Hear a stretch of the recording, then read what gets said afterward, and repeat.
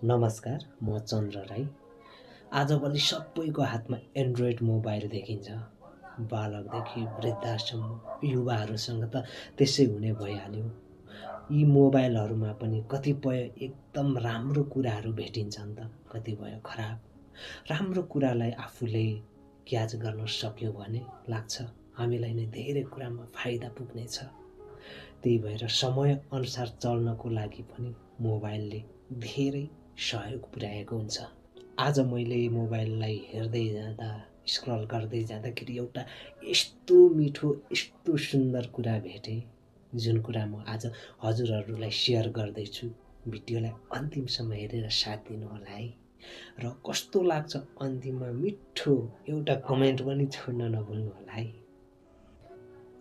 लगातार कुनै पनि व्यक्तिलाई 2 पटकभन्दा बढी कल नगर्नुहोस्। यदि तपाईँको कल उनीहरूले रिसिभ गर्नु भएन भने सम्झिनुहोस् कि उनीहरू कुनै काममा व्यस्त छन्। तपाईँले सापट्टि दिने व्यक्तिले सम्झाउनुभन्दा अगाडि नै उसलाई पैसा फिर्ता दिनुहोस् अथवा केही समय लाग्छ भने जानकारी दिनुहोस्। यसले तपाईँको निष्ठा र चरित्र देखाउने गर्दछ। यदि तपाईँलाई कसैले लन्च वा डिनर खुवाउँदैछ भने कहिल्यै पनि मेन्युमा भएको महँगो खाना अर्डर नगर्नुहोस्। अझै विवाह भएको छैन, अझै छोराछोरी छैन, घर किन नबनाएको नि? अब कहिले बनाउने? यस्ता अप्ठ्यारो प्रश्नहरू कहिल्यै नगर्नुहोस्, किनकि यो तपाईँको समस्याको विषय होइन। सधैँ तपाईँको पछाडि आउने व्यक्तिलाई ढोका खोलिदिनुहोस्, चाहे त्यो केटा होस् या केटी, वरिष्ठ होस् या कनिष्ठ। कहिल्यै केही फरक पर्दैन। तपाईँले सार्वजनिक रूपमा राम्रो व्यवहार गरेर कहिल्यै पनि सानो बन्नुहुन्न।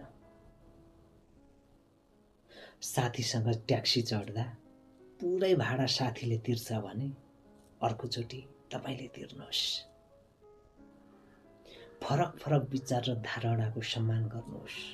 तपाईँले 6 देखेको अङ्क तपाईँको अगाडि बस्ने व्यक्तिले 9 पनि देखिरहेको हुन्छ।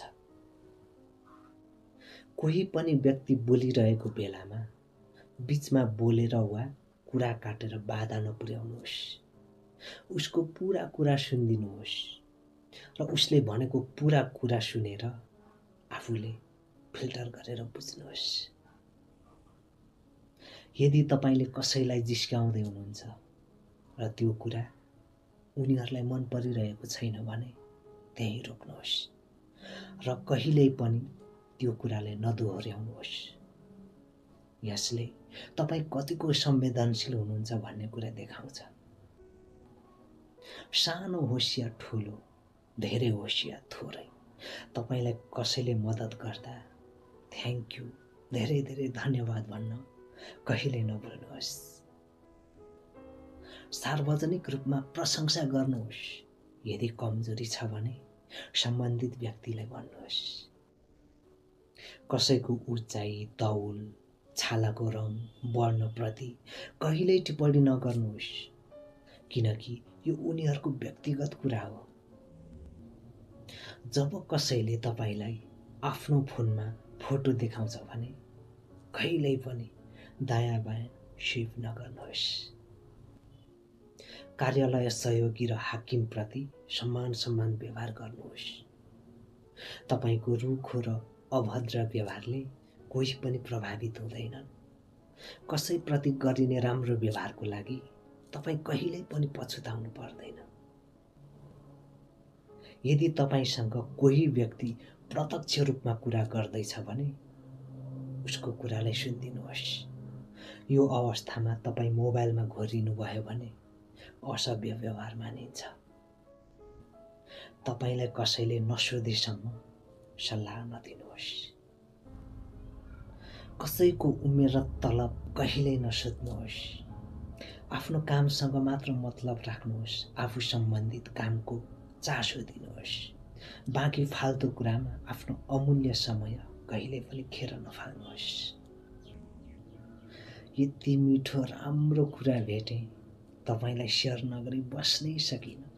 यदि तपाईँलाई पनि राम्रो लाग्यो भने आफ्नो आफन्त साथीभाइहरूलाई पनि सेयर गर्नुहोस् है। र जाँदा जाँदै एउटा मिठो कमेन्ट छोडेर जानुहोस्। All of you. Thank you so much.